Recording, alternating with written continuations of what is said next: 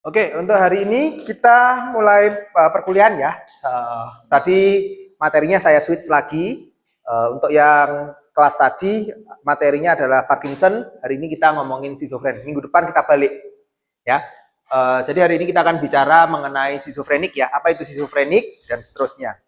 Nah, untuk memulai materi kuliah ini ada sedikit video ya. Kita tonton dulu. Mudah-mudahan masih bisa dinyalakan.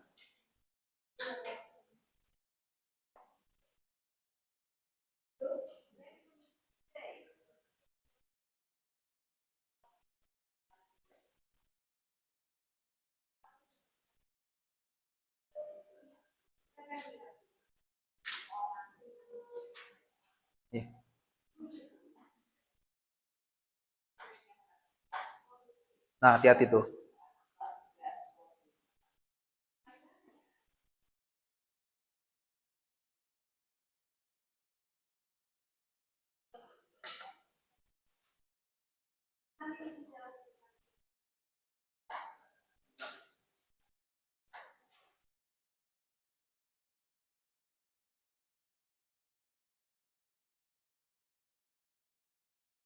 Nggak lama kok videonya, paling sekitar 2 menit 3 menit.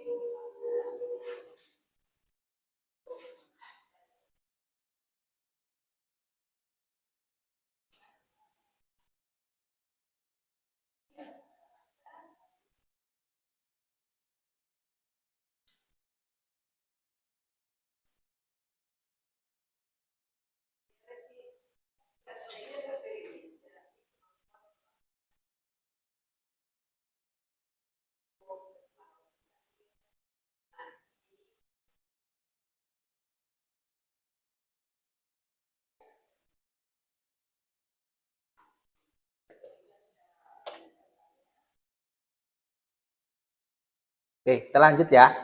Nah, tadi schizofrenia tadi apa dibilangnya? Gangguan jiwa. Gangguan jiwa yang seperti apa?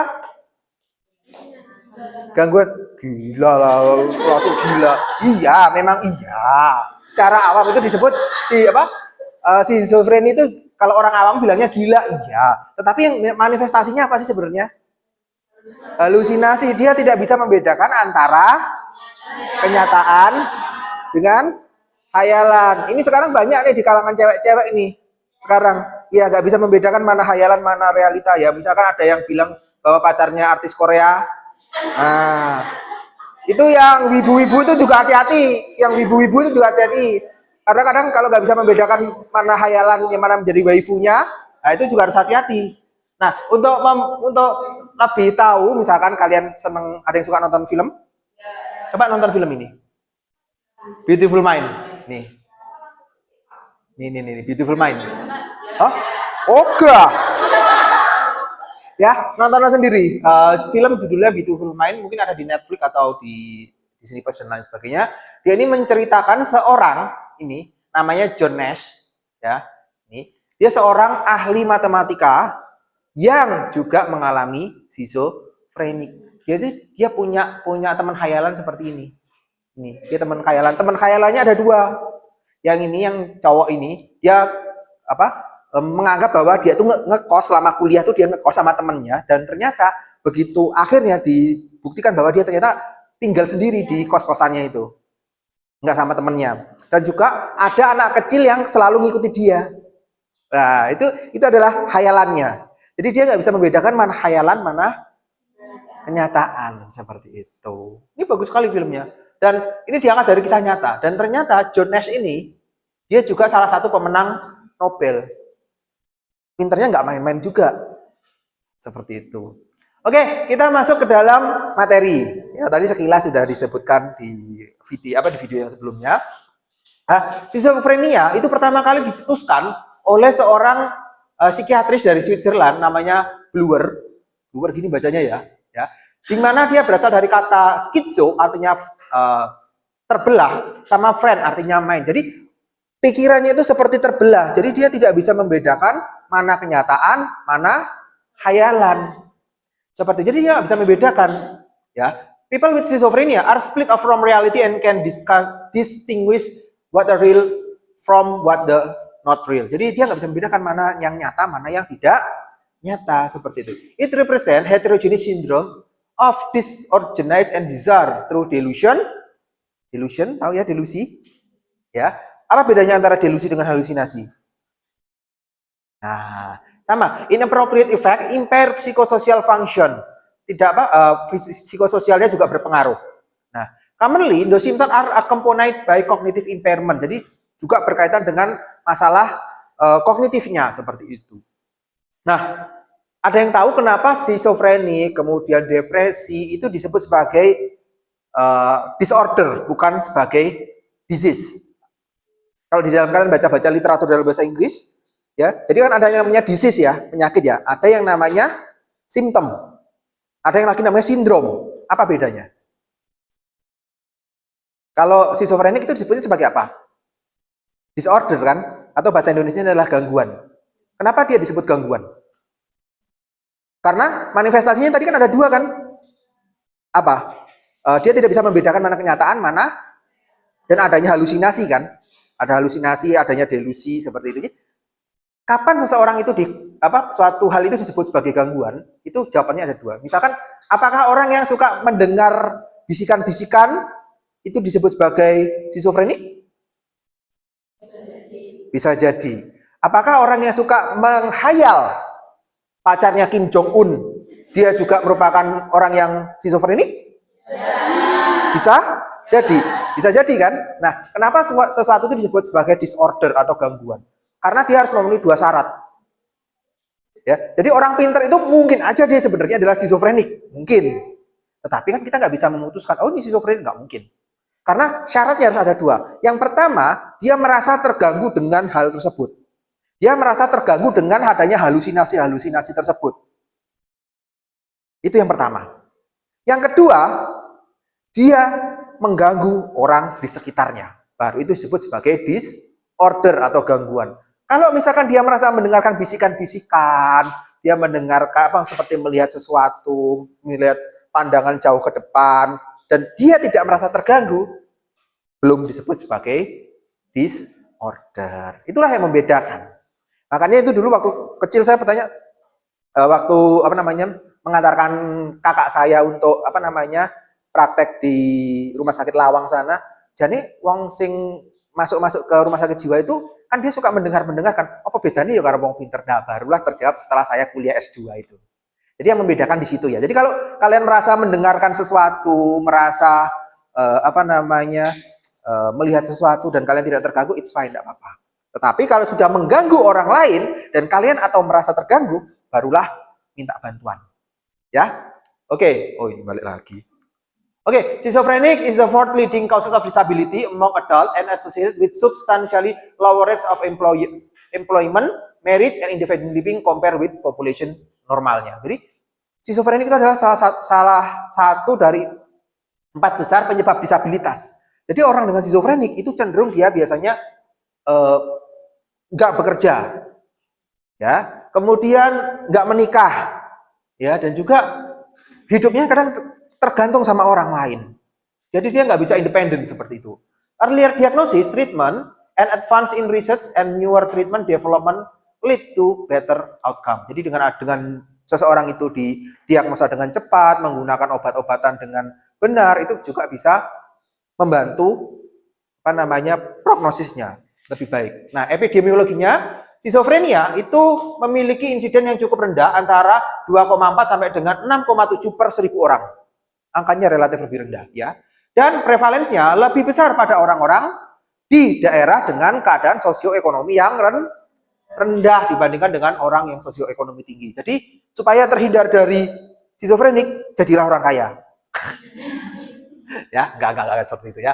Schizophrenic is most commonly onset the late adolescence or early adulthood and rarely occur before adolescence and after age 40. Jadi usia saat kalian ini rentan untuk mengalami gangguan jiwa. Kalau usia seperti saya sudah relatif aman. Nah, sudah relatif lebih aman, tapi muncul penyakit diabetes. Ya, betul. Ya, dan juga menariknya adalah prevalen antara schizophrenia itu sama rata antara laki-laki maupun pada perempuan. Tetapi yang banyak terekspos adalah yang laki-laki. Ya, tetapi ada di belakang ada yang menarik nanti ya, seperti itu. Biasanya orang laki-laki ya etiologi prognosis bukan bentar. Nah, kemudian etiologi dari schizophrenia is remain unknown. Jadi penyebab seseorang itu mengalami schizophrenia itu masih belum jelas. Apakah faktor genetik, faktor lingkungan, atau faktor yang lain itu masih belum jelas. Seperti itu. A genetic basis supported the fact that the first degree relative of patient with schizophrenic carry 10% risk of developing the disorder. Jadi, kalau ada orang tua yang memiliki gangguan schizophrenic, maka satu derajat di bawahnya, satu tingkat di bawahnya, anaknya itu juga memiliki kemungkinan sebesar 10% mengalami schizophrenic. Dan kalau kedua orang tuanya ya memiliki sama-sama masalah schizophrenic, maka resikonya meningkat sampai dengan 40%. Nah, kemudian neurodevelopmental model has been evoked as was possible explanation of etiology schizophrenia. Kemudian ada juga kelainan selama proses kehamilan atau hipoksia, neonatal hipoksia itu juga berperan terhadap kejadian schizophrenic seperti itu. Ya. Kemudian 20% ya, pasien dengan schizophrenic ya, itu dia memiliki prognosis yang baik. Maksudnya apa? 20% orang yang mengalami schizophrenic kalau dia mengkonsumsi obat dengan rutin, dengan baik, dia seolah-olah kayak nggak bisa membedakan. Kalian ini orang schizophrenic, oh ini orang ini, nggak bisa. Ya, itu cuma 20%. Nah, dan 14% pasien memiliki recovery yang baik in the first 5 years based on strict criteria. Jadi, kalau orangnya itu mengkonsumsi obat dengan baik, dia dengan baik, olahraga dan seterusnya, dia bisa dikategorikan good recovery. Recovery-nya baik. Bisa dikategorikan seperti sembuh, mungkin enggak juga, tapi dia bisa terkontrol seperti itu. Nah, several factors that affect a good prognosis. Yang pertama adalah woman. Tadi kan laki-laki sama perempuan sama ya. Tetapi berita baiknya adalah kalau perempuan terkena skizofrenik, itu prognosisnya lebih baik dibandingkan dengan laki. Makanya kenapa banyak laki-laki yang dan berkeliaran di jalan-jalan. Kemudian onset.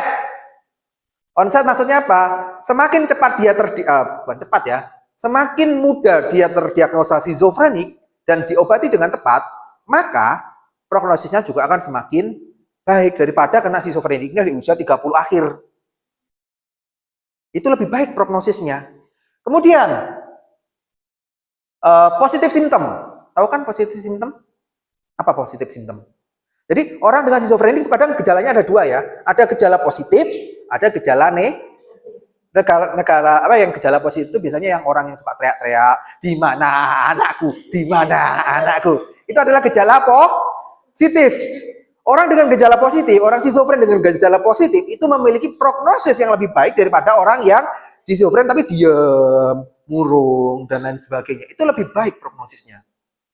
Ya, dibandingkan dengan yaitu tadi orang yang diam, skizofren tiba-tiba bacok gitu kan. Itu kan juga lebih bahaya. Dan juga sekarang ini lagi digalakkan supaya orang dengan skizofrenik itu tidak dipasung. Ya, karena dengan dipasung itu akan memperburuk kondisinya. Sekarang sudah semakin banyak. Orang dengan skizofrenik bawa aja ke rumah sakit jiwa. Itu akan ditangani dengan baik. Pakai BPJS bisa. Jadi jangan sampai kalau ada di lingkungan kalian yang mengalami seperti itu, tolong jangan dipasung karena itu akan memperburuk kondisinya. Iya kan? Seperti itu. Nah, kemudian klasifikasinya ya, klasifikasi berdasarkan DSM-4 ya, ada 5 subkategori dari skizofrenik. Yang pertama adalah paranoid. Paranoid ya. Paranoid have a delusion and hallucination but there is no interference through the behavior and response are flat. Jadi responnya flat, tetapi dia memiliki gangguan berupa halusinasi atau delusi. Ya, delusi itu waham. Dia merasa bahwa saya adalah nabi akhir zaman. Saya penyelamat kalian. Kan ada kan yang seperti itu? Nah, yang lucu adalah orang Indonesia. Iya kan? Kalau seperti itu, yang mengalami skizofren, apakah si ininya yang merasa dia itu nabi akhir zaman atau pengikutnya? Podo-podo. Kan banyak kan yang seperti itu. Saya adalah nabi akhir zaman. Kalau kalian nggak ikut saya, kalian akan binasa masuk neraka. Kan seperti itu. Ikutlah saya. Kan seperti itu. Ya kan? Kalau memang itu benar-benar pure masalah kejiwaan, itu sama-sama sakit itu. Ya. Seperti itu. Itu adalah orang-orang dengan paranoid, gejala paranoid. Kemudian ada munculnya halusinasi, ya. Kemudian ada disorganized, impaired thinking and feeling flat together. Jadi dia tidak mampu untuk berpikir, nggak mampu untuk berpikir. Kemudian ada namanya katatonik, ya. Kemudian katatonik itu individual barely move or show anxiety or aimless movement. Ada lagi yang differentiate sama residual. Residual itu adalah kalau misalkan dia sudah terkontrol. Gejala itu disebut sebagai residual. There's a positive symptom with low intensity. Jadi masih ada gejalanya, tapi intensitasnya itu rendah. Jadi buat di mana anakku, di mana anakku ya seperti itu. Seperti itu. Kemudian untuk patofisiologinya, pathophysiology of schizophrenic involve the dopaminergic system and serotonin. Jadi orang dengan skizofrenik itu dia memiliki masalah pada sistem dopaminnya sama sistem serotoninnya. Di mana orang-orang dengan skizofrenik itu dia memiliki dopamin yang berlebih di otaknya. Dopaminnya berlebih. Sehingga muncul halusinasi-halusinasi. Dan juga ada berkaitan dengan serotoninnya. Ya. Terutama yang paling sering adalah glutamatnya seperti ini. Nah, kalau misalkan dopamin itu bisa berkaitan dengan ekstrapiramidal simptom ini. Sehingga orang-orang dengan kalau dopaminnya terlalu drop, munculnya adalah Parkinson. Kalau dopaminnya berlebih, munculnya adalah skizofrenik. Itu adalah dopamin. Ya. Kemudian kalau serotoninnya dia juga akan berpengaruh. Nah, dopamine hypothesis or the oldest pathophysiology theory process the psychosis caused by excessive dopamine in brain. Jadi dopaminnya itu berlebihan di dalam otak. Ya. In experimental using amphetamine, cause psychotic symptom. Tahu amfetamin? Pernah dengar sabu-sabu? Yes, itulah.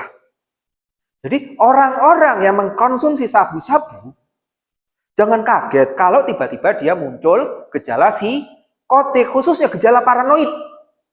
Dia merasa ketakutan sendiri, tiba-tiba merasa di situ ada polisi yang mengintainya dia. Iya kan? Itu bisa muncul, gejala-gejala psikotik itu bisa muncul.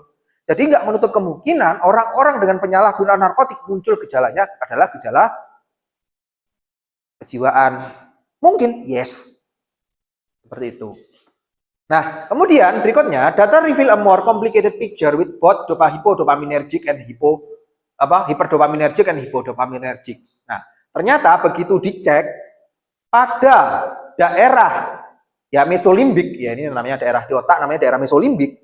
Kalau dopaminnya itu turun, hipodopaminergic, dopaminnya drop, maka akan muncul gejala negatif. Dia merasa ketakutan, merasa gelisah. Itu akan muncul gejalanya. Berarti dopaminnya drop, tapi di daerah mesolimbik. Tetapi sebaliknya, kalau dopaminnya itu berlebih, hiperdopaminergic, pada daerah mesokortis akan muncul namanya gejala positif yang dia bisa gitu-gitu. Itu adalah gejala positif. Ya. Nah, kemudian pada anatomi manusia, ekstrapiramidal sistem itu adalah suatu jaringan neural yang berada pada otak yang berkaitan dengan koordinasi dari pergerakan. Di sistem ekstrapiramidal dan seterusnya. Nah, ini sama. Extrapyramidal tract are chiefly found in reticular formation, the pons medulla and target neuron in the spinal and cord involve reflex, locomotor, complex movement, and postural control. Oke.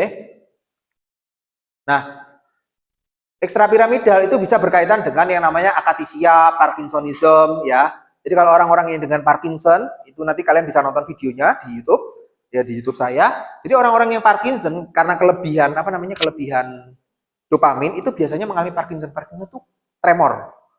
Jadi orang yang tremor diem, kalau diem aja dia tangannya getar gini, tremor itu disebut Parkinson. Apalagi kalau badannya membungkuk ke depan. Nah, itu adalah orang-orang yang Parkinson. Jalannya bukan seperti biasa, jadi jalannya pelan-pelan seperti ini, tremor. Nah, itu adalah orang-orang yang Parkinson. Dia kelebihan dopamin kekurangan dopamin di otaknya. Seperti itu. Nah, the release of dopamine is inseparable from function of serotonin which has functional regulator. Serotoninergic receptor khususnya adalah 5-HT2A present dopaminergic action and stimulation those receptor decrease dopamine release at least in the stratum. Jadi kalau misalkan serotoninnya berlebih, maka pelepasan dopaminnya juga akan terhambat. Sehingga salah satu terapinya juga adalah dengan menghambat serotonin. Serotoninnya diblok juga. Sehingga serotoninnya diblok, dopaminnya juga akan serotoninnya dia harus distimulasi untuk menurunkan dopamin yang berlebih tadi. Jadi dopaminnya diturunkan, serotoninnya juga harus diaktifkan supaya bisa ngeblok dopamin yang berlebih tadi.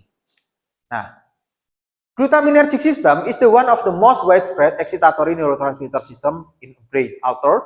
Alteration of this function, either hypo or hyperactivity, can result toxin neural reaction. Jadi, kalau namanya glutaminnya ini berlebih, glutaminergicnya itu berlebih, maka dia bisa menyebabkan toxin neural reaction. Nah, glutamin deficiency produce symptoms similar to those dopaminergic hyperactivity and possibility seen in schizophrenic. Jadi dopamin itu juga akan berpengaruh terhadap masalah kejiwaan ini. Nah, clinical support from this come from the fact that ketamine and cyclidine is competitive antagonist at glutamic and MDR receptor has been shown the lead reduction in dopamine 1 neurotransmitter through glutaminergic inhibition of DA release. Jadi glutaminergic itu kalau ada dia bekerja, dia akan menghambat pelepasan dari dopamin ini. Nah, schizophrenic is a chronic mind disorder that affect interpersonal relationship. Jadi dia akan mengganggu hubungan interpersonal antara orang per orang, ya, dan ability atau kemampuan untuk berfungsi secara sehari-hari. Ya kan, jadi orang yang dengan skizofrenik, apalagi yang di jalan-jalan itu kan dia nggak bisa hidup sebagaimana mestinya kan, seperti itu. Nah, the patient has good control over the true feeling and action. In acute episode, patient loses contact with reality, in which case the brain created a false reality. Jadi orang-orang dengan skizofrenik pada kondisi akut, dia itu seperti lost contact sama kenyataan. Dia hidup dalam imajinasinya dia, dalam hayalannya dia. Nah, itu disebut sebagai orang dengan skizofrenik. Jadi dia hidup di lingkungannya sendiri. Misalkan seperti dia merasa bahwa dia adalah seorang prabu dari zaman Siliwangi yang membawa seekor macan. Iki lo macanku, warnanya putih. Ya kan, jangan macam-macam ngomong sama saya. Nanti kamu cakot sama macan saya. Nah, itu dia bisa kehilangan hubungan dengan kenyataan yang terjadi. Nah, ini adalah gejala positif, gejala negatif sama gejala kognisi. Gejala positif apa? Delusi, hayalan. Jadi munculnya hayalan-hayalan. Ya, misalkan dia jadi merasa bahwa dirinya adalah pasangan dari Kim Jong Un, Korea Utara, ya kan? Kemudian munculnya halusinasi, oh Kim Jong Un lagi duduk di depan saya, ya kan? Dia mau melihat saya presentasi dan lain sebagainya, kan bisa seperti itu. Itu disebut sebagai hayalan dan halusinasi. Kemudian perilakunya aneh dan tidak terorganisir, ya kan? Jadi misalkan kalau orang-orang dengan gangguan jiwa yang ada di jalan-jalan itu, kadang-kadang gerakannya kan aneh-aneh. Misalkan dia gini-gini terus, ya kan? Nggak terorganisir, nggak jelas maksudnya apa itu kan? Ya seperti itu. Kemudian bicara tidak teratur, topik melompat-lompat dan saling tidak berhubungan. Misalkan habis ngomongin soal makan, wis mangan, aku mau nganu bernembak manuk gowedi. Iya, iki mah aku arep ning anu nembak manuk aku arep dolan ning anu apa ngendi rampal, orang apa-apa. Jadi kalau ngomong tuh nggak nyambung kadang. Iya kan? Ada yang pernah nyoba ngomong sama orang dengan gangguan jiwa? Sekali-kali cobalah. Seru. Ya. Aku pernah baca tweetnya siapa ya? Di Instagramnya Dokter Gia Pratama atau siapa gitu. Jadi ada pasien masuk teriak-teriak, akhirnya apa? Begitu coba di asesmen sama Dokter Gia tersebut, ternyata pasien itu merasa bahwa dia adalah dari Star Wars. Diajak ngomong bahasa Star Wars. Ya untungnya dokternya juga nyambung. Akhirnya coba aja baca di Instagramnya, itu lucu-lucu ceritanya seperti itu. Ya itulah orang dengan skizofrenik itu bisa seperti itu. Iya kan? Kemudian adanya ilusi. Muncul ilusi-ilusi. Pencuriga. Jadi kalau orang suka curiga, hati-hati nih. Hati-hati. Terutama yang cewek-cewek nih. Curiga pacarnya ngapa-ngapain padahal pacarnya lagi tidur. Ayo, hati-hati. Kalau orang suka curiga, coba sekali-kali ke dokter. Periksa apakah muncul gejala-gejala. Karena ini juga berkaitan dengan gejala positif yang muncul tadi. Ya.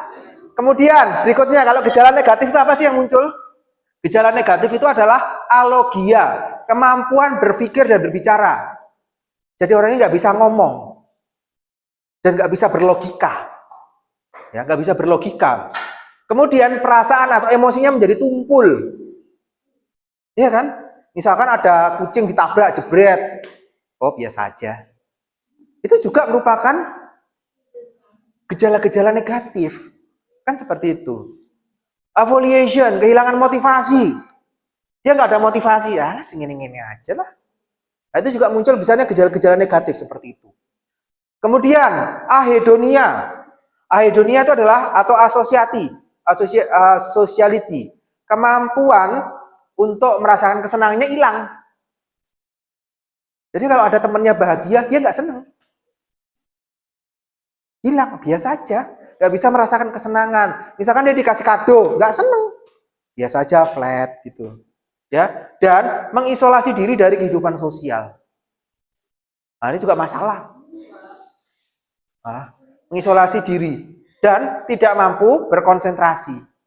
Ya mungkin kalau tidak mampu berkonsentrasi beda-beda ya, ada ADHD itu juga kesulitan untuk berkonsentrasi juga iya, tapi belum tentu dia adalah gejala negatif. Makanya jangan self diagnosis, nggak boleh karena nggak tahu kan yang mana. Kemudian gangguan perhatian, gangguan ingatan, ingatannya yang dulu-dulu.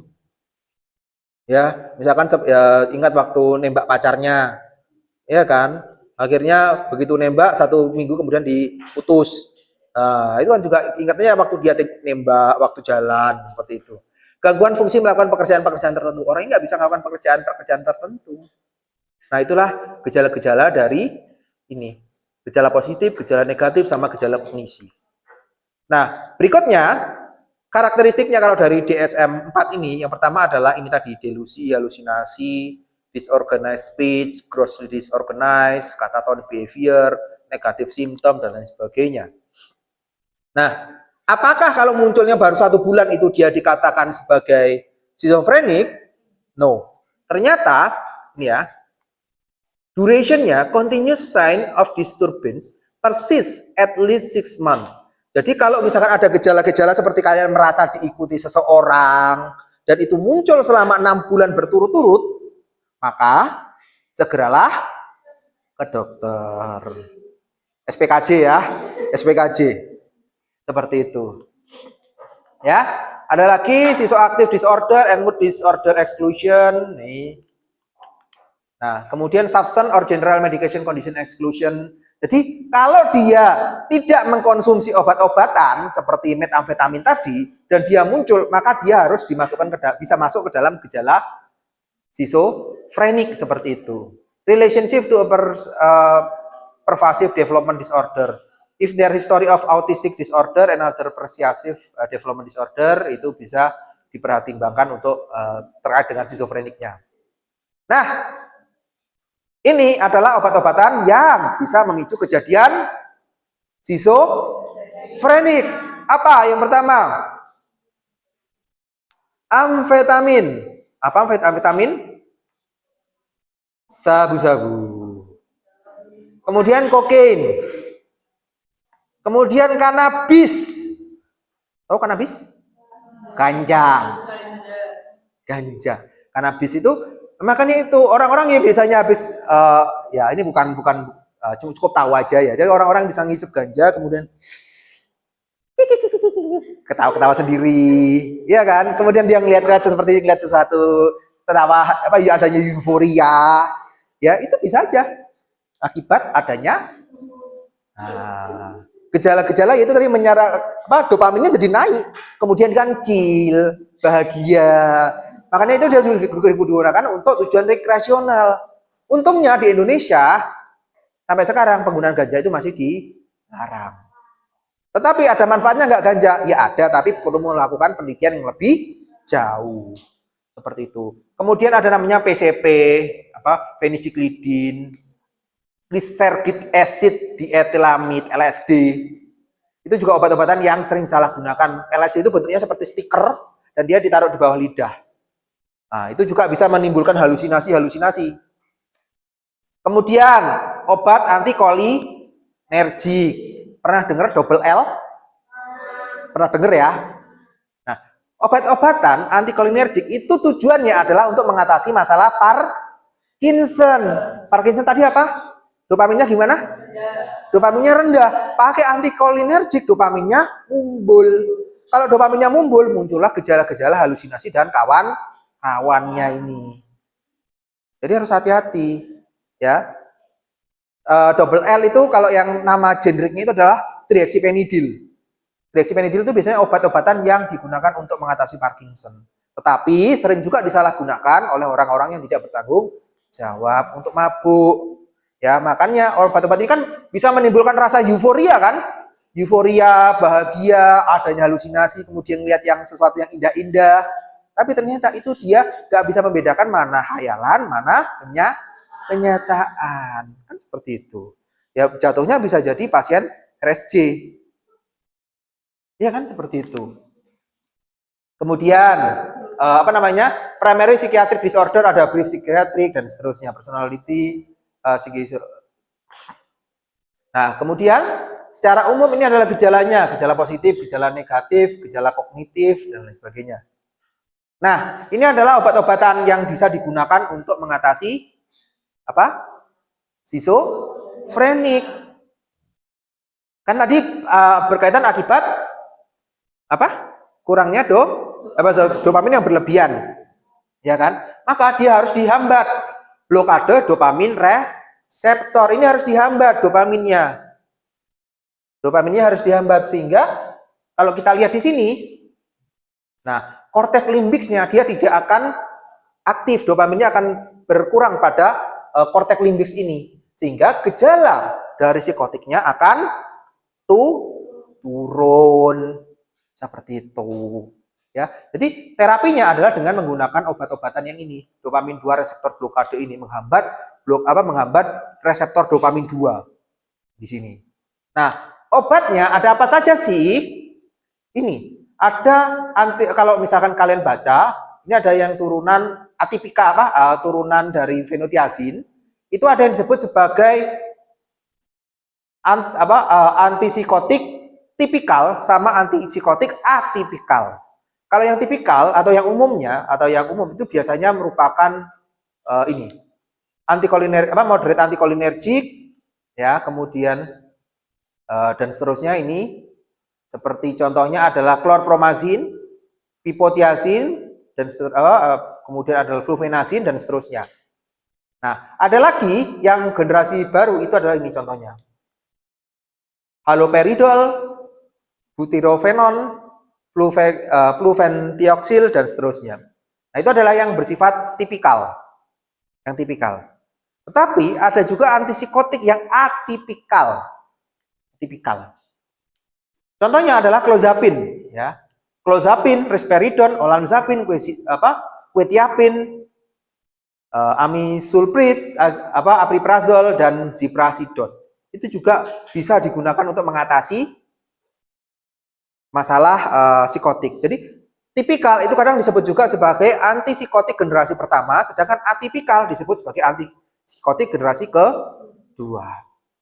Nah, ini menarik sekali. Kemarin saya juga barusan tahun lalu ya, saya bimbing mahasiswa skripsi mengenai pasien bipolar. Pasien-pasien bipolar, dan ternyata obat-obatnya juga banyak menggunakan obat-obat ini sebagai mood stabilizer. Seperti itu. Nah, tetapi menariknya adalah kalau dopamin tadi dihambat, maka selain berpengaruh terhadap ini, ya korteks limbik tadi, itu juga akan berpengaruh terhadap basal ganglia.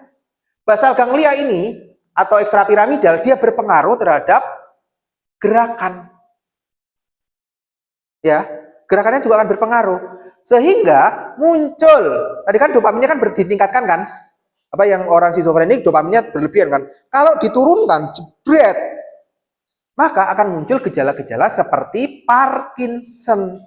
Parkinson misalkan tangannya tremor, ya kan? Kemudian dia suka ngencas sendiri, ya kan? Kalau jalan itu dia nggak bisa cepat, ya misalkan dia jadi kaku, kalau jalan jadi pelan-pelan seperti itu. Nah, ini akan berpengaruh Parkinsonism, akatisia, distonia, dyskinesia tardif dan lain sebagainya. Nah, kemudian dengan memblokade dopamin 2 itu juga akan berpengaruh terhadap kelenjar pituitari yang ada di otak. Pituitari juga akan berpengaruh di otak. Sehingga, kelenjar pituitari yang terpengaruh itu dia akan meningkatkan hormon yang namanya prolaktin.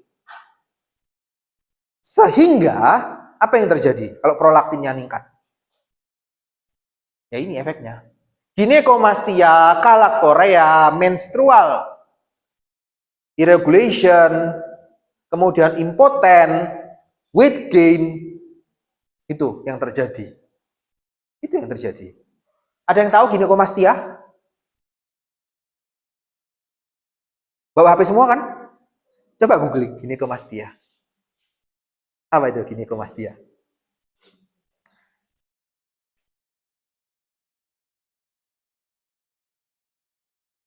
Ini loh ginekomastia.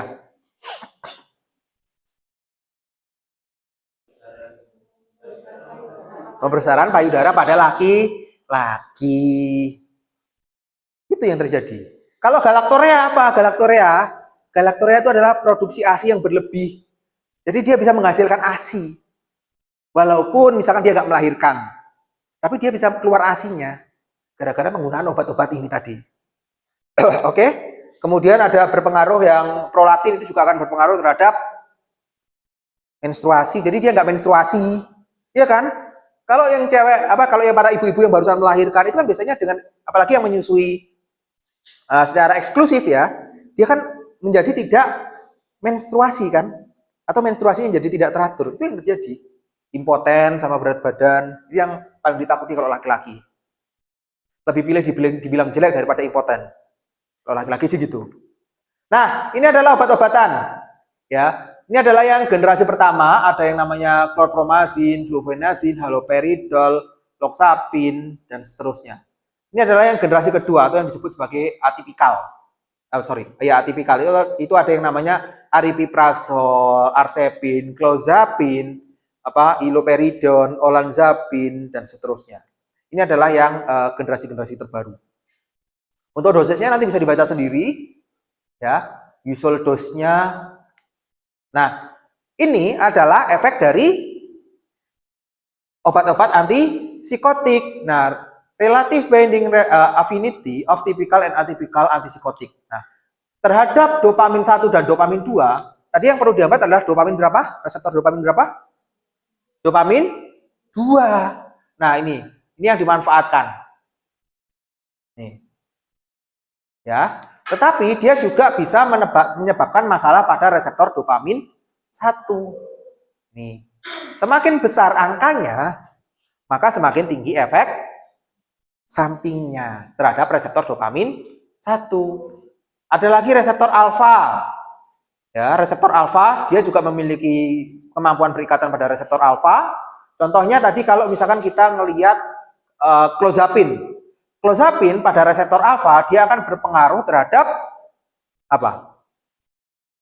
tekanan darah. Bisa saja dia menyebabkan namanya hipotensi ortostatik. Tekanan darahnya turun secara tiba-tiba akibat perubahan posisi. Seperti itu. Itu adalah yang alfa 1. Kemudian ada namanya reseptor muskarinik atau reseptor kolinergik tadi. Ya. Nih. Kalau chlorpromazine itu aktivitas antikolinergiknya dia lumayan besar sehingga dia bisa menyebabkan gejala seperti Parkinsonism dan lain sebagainya. Nih. Kemudian ada juga dia reseptor histamin 1 dan seterusnya. Nah, yang menariknya adalah ternyata obat-obat yang bisa digunakan untuk mengatasi skizofrenik itu ada yang digunakan secara injeksi. Injeksinya pun bukan injeksi yang 3 kali sehari, 1 kali sehari. Dia bisa memiliki durasi yang lebih panjang. Nih. Misalkan ada namanya haloperidol. Ya, bukan halodek ya. Obat namanya haloperidol. Ya, haloperidol itu adalah obat-obatan yang bisa digunakan untuk mengatasi skizofrenik dan diinjeksikan secara intramuskular. Dan dia pemberiannya adalah tiap 4 minggu, sebulan sekali. Dan dia bisa memberikan kontrol yang relatif lebih baik. Ya memang sih untuk apalagi kalau misalkan dia lagi kondisi akut gitu, skizofreniknya lagi akut itu juga merupakan suatu tantangan tersendiri. Misalkan dia lagi teriak-teriak gitu, nyonteknya gimana? Iya kan? Itu juga tantangan tersendiri. Itu yang bisa mengatasi perawat dan dokter di rumah sakit jiwa seperti itu. Nah, ini untuk yang obat-obat seperti ini, flufenazine, risperidal, dan seterusnya ini bisa digunakan setiap 4 minggu sekali. Tetapi, saya kurang tahu apakah obat-obat ini di-cover oleh BPJS atau enggak. Seperti itu. Kalau memang misalkan dia nggak di-cover, ya rada lumayan harganya. Tapi kalau di-cover ya sebenarnya ini sangat membantu sekali untuk kontrol pasien-pasien dengan skizofrenik itu. Nah, ini adalah efek samping yang kemungkinan muncul dari penggunaan antipsikotik. Yang pertama adalah sedasi, ngantuk. Mungkin saja pasien-pasien yang mengkonsumsi obat-obat tersebut itu dia mengalami gejala kantuk yang luar biasa. Dan orang-orang dengan skizofrenik ada kalanya dia masih tetap cerdas. Saya pernah dapat cerita, ada seorang pasien skizofrenik, itu kalau suruh minum obat, obatnya itu bikin ngantuk, bener-bener bikin ngantuk. Apa yang dilakukan sama dia? Obatnya ini ditaruh di bawah lidah, jadi nggak ditelan. Begitu perawatnya pergi, obatnya dibuang. Jadi dia nggak ngantuk. Nah, ini makanya kita sebagai farmasi pentingnya untuk apa? Diskusi menjembatani antara pasien dengan dokter supaya tercapai terapinya ini. Ya kan? Jangan sampai gara-gara efek sampingnya yang ngantuk, pasiennya nggak mau minum obat. Kalau nggak minum obat, bisa kambuh nggak? Bisa, kan seperti itu. Contohnya adalah ini, chlorpromazine sama clozapine. Itu efek sedasinya ngantuknya luar biasa. Nah, kemudian ada namanya EPS atau extrapyramidal syndrome. Extrapyramidal syndrome itu adalah gangguan pergerakan. Nah, yang paling tinggi adalah flufenazine sama haloperidol. Kemudian ada ortostatik hipotensi. Ortostatik hipotensi adalah penurunan tekanan darah akibat perubahan posisi. Jadi bisa bikin orang ini jadi geliur. Tahu kan yang geliur ya? Wing gitu rasanya, kayak mau jatuh. Itu yang paling tinggi adalah seperti clozapine ini. Dan yang penting ini di Facebook ada komunitas namanya komunitas peduli skizofrenia. Dan itu adalah beberapa pasien-pasien yang di situ dia sering mengeluhkan peningkatan berat badan setelah mengkonsumsi obat. Iya benar, karena ada obat-obatan tertentu seperti ini. Ya, contohnya adalah clozapine itu dia bikin peningkatan berat badan. Sehingga saat kalian memberikan KIE, tahu KIE kan? Sudah kuliah KIE? Konselingnya apa sih dikasih tahu kalau pasien dapat clozapine? Misalkan kalian tahu efek sampingnya meningkatkan berat badan, apa yang harus kalian konselingkan? Olahraga, menjaga pola makan, ya kan? Untuk menjaga supaya dia tidak obesitas. Karena memang besar loh ini resikonya. Peningkatan berat badannya sangat lumayan besar. Kemudian ada yang namanya olanzapine. Clozapine, olanzapine dia memiliki resiko untuk peningkatan berat badan yang cukup besar. Kemudian ada lagi tadi yang prolaktin tadi menghambat meningkatkan produksi hormon prolaktin sehingga menyebabkan galaktore atau menyebabkan apa tadi yang pada laki-laki? Ya, perbesaran. Nama ilmiahnya apa? Ginekomastia. Apa yang paling sering itu? Ini ternyata haloperidol itu dia bisa menyebabkan peningkatan hormon prolaktin. Sehingga kalau digunakan pada ibu-ibu, ya pada cewek-cewek, bisa saja tiba-tiba dia mengeluarkan ASI. Nah, itu juga perlu diperhatikan. Ya kan seperti itu. Nih, banyak banget ini. Nah, kemudian target goals atau target terapinya itu apa sih? Target goals atau target terapinya itu, yang pertama, in acute phase, reduce or eliminate psychotic symptom and improve function. Pada kondisi akut harus memperbaiki menurunkan gejalanya, menurunkan gejala psikotiknya. Misalkan kalau dia diikuti oleh seorang, dia merasa tidak ada diikuti lagi. Itu diturunkan. Sama memperbaiki fungsinya yang ada. Kemudian, in stabilization phase, reduce the risk of recurrent. Menurunkan resiko kekambuhan dan adaptasi di dalam komunitas. Jadi untuk mencegah supaya nggak kambuh lagi pasiennya. Karena apa? Karena kalau pasien itu nggak minum obat, saya yakin bakalan kumat lagi. Dan itu penting sekali. Dan pasien-pasien yang mengalami skizofrenia itu sangat membutuhkan dukungan dari orang-orang yang ada di sekitarnya. Ya, ada juga pasiennya mau minum obat tapi dilarang sama orang tuanya, misalkan seperti itu. Ada yang seperti itu. Sehingga orang-orang dengan seperti ini nggak bisa pasien sendiri yang berusaha itu nggak bisa. Harus ada dukungan dari lingkungannya, membantu. Seperti itu. Kemudian terapeutiknya, yang pertama kalau non non farmakologinya, yang pertama adalah rehabilitasi tentu. Ya rehabilitasi nggak bisa kita lakukan di apotek. Yang bisa di mana? Ya rumah sakit atau rumah kejiwa atau klinik kejiwaan kan bisa seperti itu. Kemudian ada psikoterapi, family education seperti itu. Kalau farmakologinya, kita bisa menggunakan obat-obatan ini. First generation antipsikotik, second generation, sama third generation seperti itu. Nah, psikoterapik itu bisa yang bersifat individual, bisa berupa kelompok, atau yang berupa cognitive behavior, atau misalkan cognitive behavior terapi, dan seterusnya. Nah, ini nggak nampak ya. Nah, ini. Pertama, ini adalah algoritma terapinya, disebut sebagai algoritma terapi. Pertama, yang bisa kita lakukan adalah dengan menggunakan single SGA atau FDA. Apa itu SGA? SGA adalah second generation antipsikotik. Kalau FGA adalah first generation antipsikotik. Jadi dipakai obat tunggal dulu. Bisa apa enggak? Sambil kita lihat, sambil kita evaluasi. Kalau satu cukup, ngapain pakai dua? Ya kan? Karena resiko efek sampingnya juga akan semakin meningkat. Sehingga kita harus seperti itu. Kemudian, kalau nggak bisa, maka kita bisa menambahkan dari generasi yang berbeda. Kalau pertama dia menggunakan generasi kedua, nggak mempan, baru generasi pertama yang masuk. Jadi dia dikombinasikan antara generasi satu sama generasi kedua.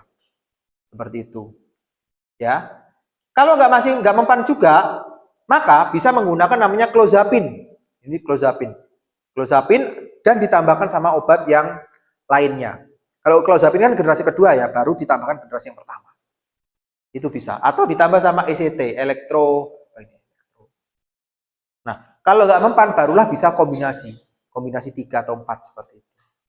Dan juga bisa ditambahkan obat-obatan yang lainnya. Kadang orang-orang yang schizofrenik itu juga menggunakan penenang juga bisa. Seperti itu. Nah, initial treatmentnya, the first week acute attack recommended the drug therapy because psychotic attack can cause emotional disturbance, disruption of the patient life, and risk endanger oneself and others. Jadi ini lagi, orang-orang yang schizofrenik itu dia bisa membahayakan diri sendiri atau membahayakan orang sekitarnya. Jadi harus dikontrol itu. Ya. Recommended dose is effective and no side effect because the side effect can affect the patient adherence. Jadi kita bisa menggunakan obat dari dosis terendah terlebih dahulu. Jangan langsung tembak atau jangan langsung hantam dengan dosis tinggi. Karena kalau misalkan efek sampingnya nggak bisa diterima oleh pasien, saya yakin pasien juga nggak mau minum obat. Sama seperti tadi obatnya ditaruh di bawah lidah itu. Ya, itu juga berpengaruh. Nah, kemudian adjuvan terapi bisa digunakan. Nah, setelah fase akut, itu kan ada fase 1 minggu pertama, maka ada namanya fase stabilisasi. Fase stabilisasi itu adalah 2 sampai dengan 3 minggu setelah periode akut. Misalkan dia ngamuk itu disebut sebagai periode akut. Karena kalau pada periode akut itu juga moodnya juga terganggu.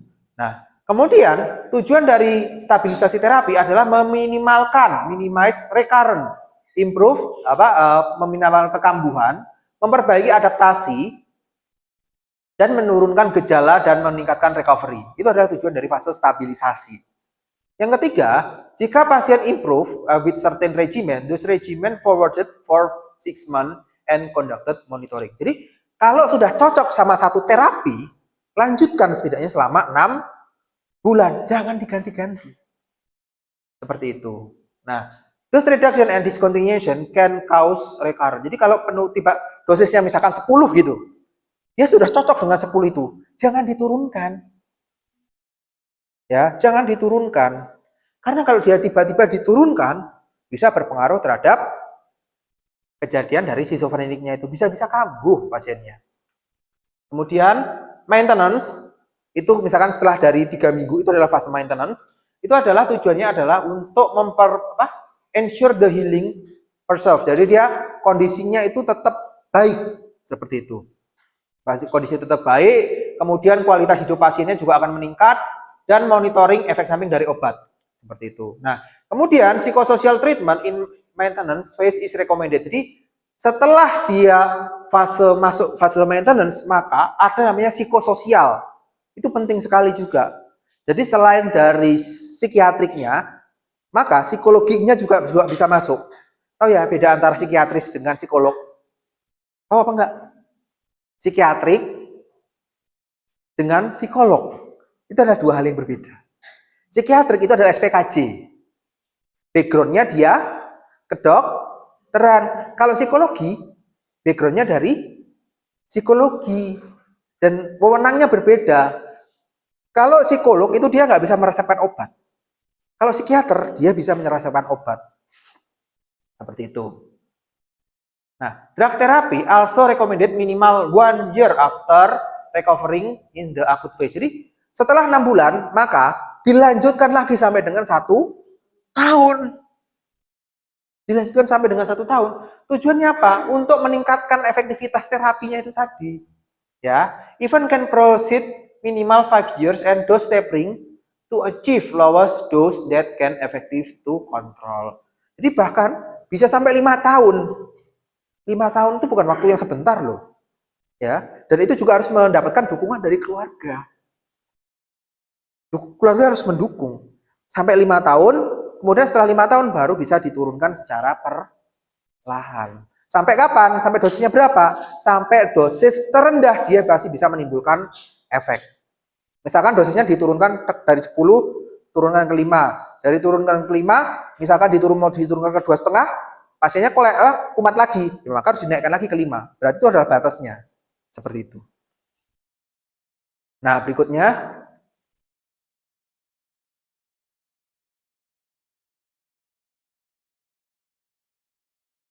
Pertimbangan dalam memilih obat, antipsychotic have a significant side effect that can cause non-compliance, let alone be used in the long run. But if the use cannot be avoided, then it's necessary to use additional drug to overcome the side effect. Jadi, ada obat-obatan yang kalau dia itu tidak digunakan, maka akan memperburuk kondisi pasiennya. Ya, seperti itu. Jadi, pada pasien-pasien yang seperti itu, maka kita bisa menambahkan obat lain yang untuk melawan efek samping tersebut.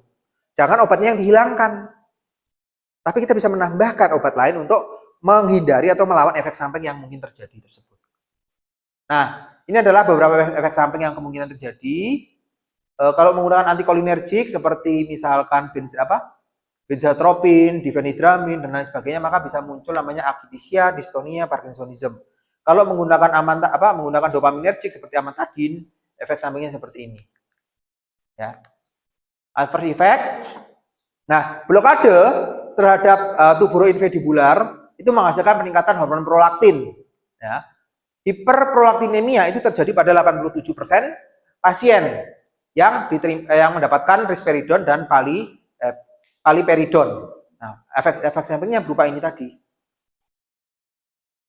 Ginekomastia, galaktorea, menstrual irregulation, dan lain sebagainya. Kemudian ada lagi namanya peningkatan berat badan, ya, weight gain. Ya. Nah, ini diduga akibat adanya efek terhadap antihistamin dan efek muskarinik tadi atau efek antikolinergik tadi. Dan blokade pada efek serotonin ini yang akhirnya akan meningkatkan berat badan, meningkatkan nafsu makan, dan juga pada akhirnya akan meningkatkan berat badan. Ada lagi efek samping berupa hipotensi ortostatik. Hipotensi ortostatik tahu kan tadi? Misalkan dari duduk berdiri rasanya geliur. Nah, itulah yang terjadi. Itu yang disebut sebagai hipotensi ortostatik. Dan dia bisa terjadi sampai dengan 75% pasien. Sehingga harus hati-hati nih. Semakin kalau pasiennya mendapatkan kombinasi, maka resikonya juga akan semakin besar seperti itu. Berikutnya ada namanya electrocardiographic change. Harus hati-hati pada pasien-pasien yang mendapatkan antipsikotik karena dia bisa mengganggu irama jantung, menyebabkan aritmia, atau di sini bisa memperpanjang a flattened T wave and ST segment, dan bisa akhirnya menyebabkan sudden death. Efek sampingnya bisa seperti itu. Ini lipid change juga berpengaruh terhadap lipidnya. Genitourinary nanti bisa dibaca sendiri.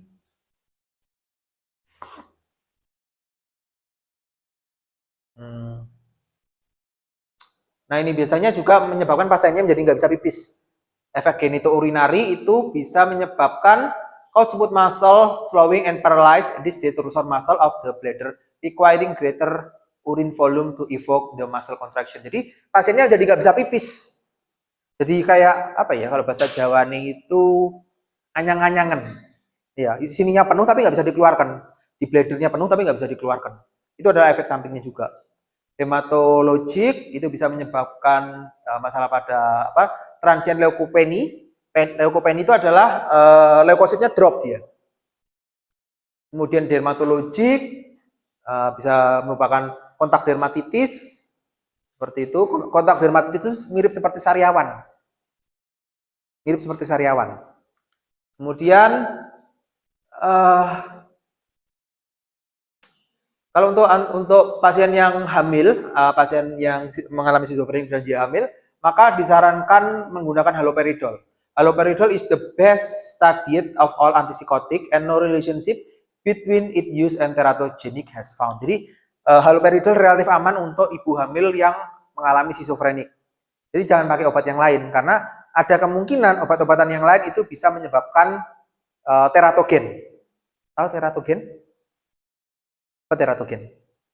Kecacatan pada bayinya. Kemudian yang berikutnya SGA, antipsikotik, bisa baca sendirilah. Ya, ini ada second generation, risperidon. Nah, monitoring. Kalau monitoringnya, kita kan monitoring harus dilakukan cuma ada 2 yang perlu dimonitoring kalau dari penggunaan obat. Apa? Yang pertama adalah efektivitasnya. Bagaimana efektivitas dari penggunaan obatnya? Apakah efektif atau tidak? Yang kedua, kita perlu monitoring adalah efek samping. Kita perlu memonitor efek sampingnya. Apakah muncul efek samping yang tidak diharapkan? Dan efek samping pun tidak semuanya perlu kita perhatikan. Cukup 2 aja yang perlu kita perhatikan. 1, efek samping yang mengancam nyawa. Yang kedua, efek samping yang prevalensinya tinggi. Itu yang perlu kita perhatikan. Oke, mungkin itu aja. Ada yang mau ditanyakan mengenai schizofrenik atau ada yang mau konsultasi? Ya.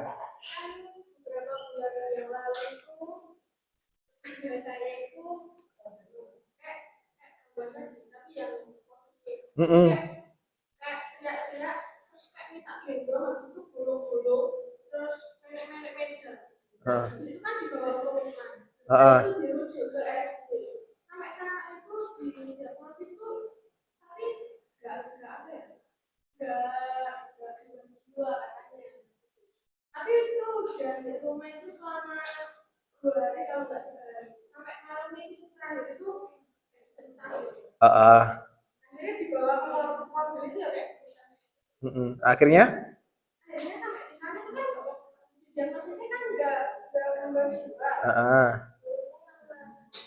sampai dari rumah itu belum saya ada itu tuh tensinya itu tinggi.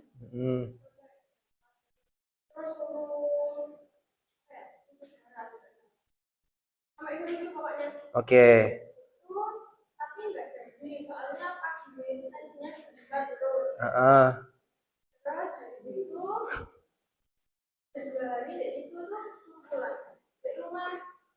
Tapi di rumah itu kayak biasa sih. Tapi kan nggak mau banyak orang itu nggak mau. Dan cuma mau sama beberapa orang, sama anaknya, sama istrinya.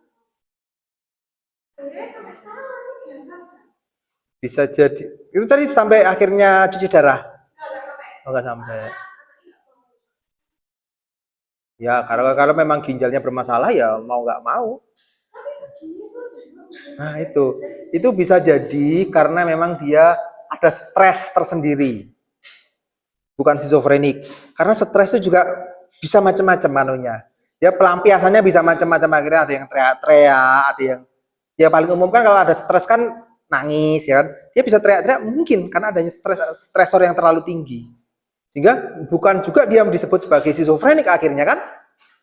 Nah, seperti itu. Karena stres itu juga bisa mengakibatkan tekanan darah tinggi. Tekanan darahnya naik ya, iya wajar.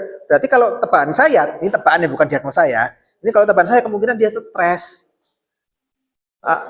Apa ada stres ya? Kalau misalkan psikiatri ya mungkin bukan skizofrenik, ya mungkin. Tapi karena memang stres aja. Akhirnya dia teriak untuk meluapkan emosinya, kan bisa aja seperti itu. Belum tentu juga dia mengalami skizofren. Nah, seperti itu. Jadi macam-macam namanya gejala masalah kejiwaan itu macam-macam, dan jangan self diagnosis karena belum tentu. Seperti itu. Ada lagi yang mau ditanyakan mengenai kejiwaan? Ada apa enggak?